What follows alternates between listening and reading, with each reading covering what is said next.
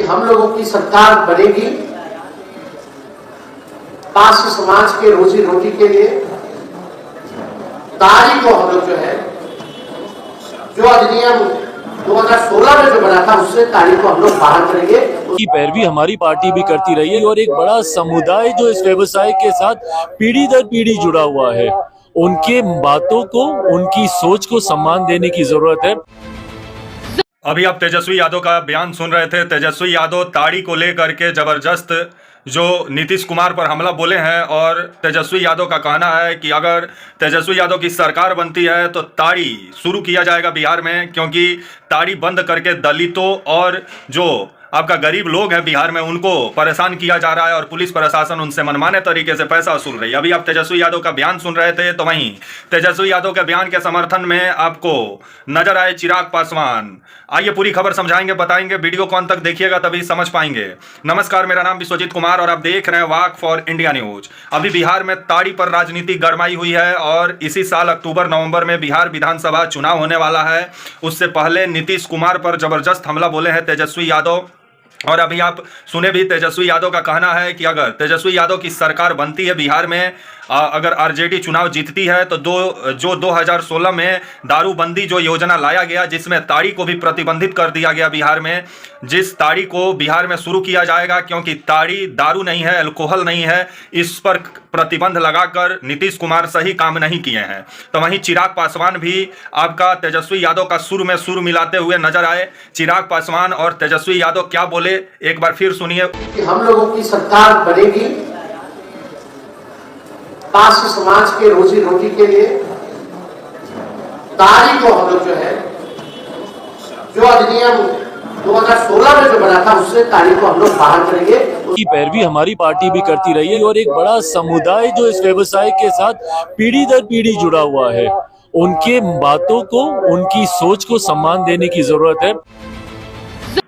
अभी आप तेजस्वी यादव को सुन रहे थे। तेजस्वी यादव और चिराग पासवान दोनों जिस तरह से ताड़ी बंदी जो योजना लेके आई है नीतीश कुमार सरकार, जो 2016 में दारूबंदी योजना के साथ साथ ताड़ी बंदी योजना भी शुरू हो गया, जिसके बाद से काफ़ी जो पासी समाज थे बिहार में उनका हालत काफ़ी दयनीय हो गया था, क्योंकि पासी जो समाज है वो अपना गुजर बसर जो करता है वो ताड़ी बेच के करता है। तो ताड़ी से आप मीठा भी बना सकते हैं, ताड़ी का आप विभिन्न सामान बना के बेच सकते हैं। तो उसका शुरुआत करने के बजाय नीतीश कुमार उठे तो ताड़िए को प्रतिबंधित कर दिए, जो सही नहीं है, क्योंकि ताड़ी कोई अल्कोहल तो है नहीं कि आप उस पर टैक्स लगाएंगे या उस पर आप मतलब नियम कानून लगाएंगे, क्योंकि वो प्राकृतिक रस है और प्राकृतिक जो रस है उसको भी दारू का श्रेणी में आप कैसे ला सकते हैं, हमको समझ में नहीं आता है। जिसके बाद से अब तेजस्वी यादव और चिराग पासवान का बयान सुने। चिराग पासवान आते हैं, आपका पासवान है, आपका पासी समुदाय से ही आते हैं चिराग पासवान। तो अब तेजस्वी यादव का बयान को लेकर के चिराग पासवान जिस तरह से समर्थन में उतर गए हैं, मोदी जी के हनुमान अभी तेजस्वी यादव के समर्थन में नजर आ रहे हैं।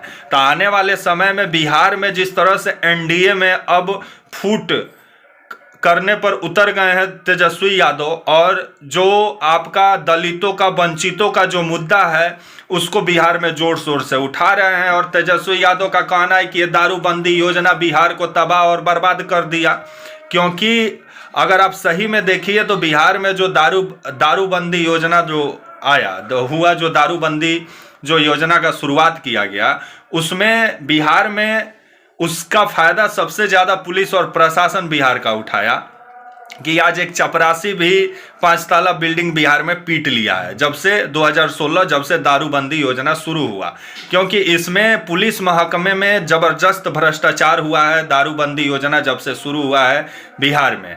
और आजकल बिहार के पुलिस वाले दारू खोजते हैं, अपराधियों को नहीं पकड़ते हैं, क्योंकि वो समझ रहे हैं अपराधी को पकड़ेंगे तो उतना फायदा नहीं है। एक ठो दारू के साथ कोई व्यक्ति पकड़ा जाए या दारू पीने में पकड़ा जाए तो 40-50 हज़ार रुपये का कमाई हो जाना है।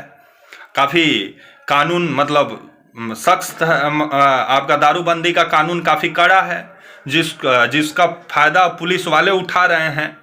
और 8 लाख से ऊपर लोग जेल में बंद हैं यही दारूबंदी योजना जब से हुआ बिहार में, तो कोई दारू पीने के चक्कर में भी पुलिस उसको जेल में डाल दी है। और जब से दारूबंदी योजना शुरू हुआ है तब से 8 लाख लोग जेल पहुंच गए हैं। इस योजना से फायदा हुआ है कि नुकसान हुआ है, हमको समझ में नहीं आता। अगर आप किसी राज्य में अगर आप दारू को अगर आप खराब मानते हैं तो उस पर आप प्रतिबंध कैसे लगा सकते हैं? आप पहले लोगों को जागरूक कीजिए। जागरूक कीजिएगा तो लोग समझ जाएंगे कि सेहत के लिए दारू हानिकारक है। अगर आपको दारू बंद ही करना है तो बड़ा बड़ा जो कंपनी है उसको बंद करवा दे नीतीश कुमार, तो मान जाएं। लेकिन बिहार में जिस तरह से दारूबंदी योजना जो है वो बिहार को तबाह और बर्बाद कर दिया कि बिहार का रेवेन्यू आजकल अब जा रहा है आपका उत्तर प्रदेश में। और योगी जी जो धार्मिक आदमी है वो बोल रहे हैं 2 घंटा और ही बार खोल के रखो। और नीतीश कुमार दारू बंद कर दिए। और गांजा तो धरने से बिहार में जिस तरह से गांजा बिक रहा है, तो गांजा तो प्रतिबंधित है, लेकिन बिहार जिस तरह से दारू जब से बिहार में बंद हुआ तब से बिहार में गांजा का प्रचलन काफी तेज हो गया है। तो बिहार के लोगों को पहले जो ये गांजा के चपेट में बिहार के नौजवान आ रहे हैं उसको पहले बाहर नीतीश कुमार को निकालना चाहिए था। और दारूबंदी योजना शुरू करने से पहले जागरूकता फैलाना चाहिए था, लेकिन ऐसा कुछ किए नहीं। और तेजस्वी यादव अभी बोलते हुए सुनाई भी दिए कि आने वाले समय में बिहार में जो ताड़ी बंद किया गया है उसको शुरू किया जाएगा, क्योंकि ताड़ी अल्कोहल नहीं है। और ये बात सही भी है।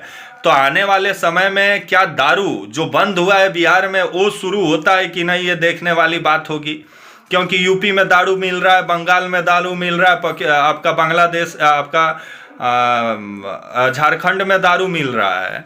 तो बिहार में कैसे बंद हो जाएगा हमको समझ में नहीं आता है। अगर दारू ही बंद करना है नीतीश कुमार जी को, तो मोदी जी तो अभी आपको लाडले बोल रहे हैं आजकल, तो उन्हीं से मुलाकात कीजिए। और बड़ा बड़ा जो कंपनी है जो दारू बनाती है उस कंपनी सब पे ताला लगवा दीजिए, तब माने। लोगों को जिस तरह से बिहार में परेशान किया जा रहा है, उनका खाने पीने पहनने पर अब लग रहा है कि नीतीश कुमार नजर रखेंगे।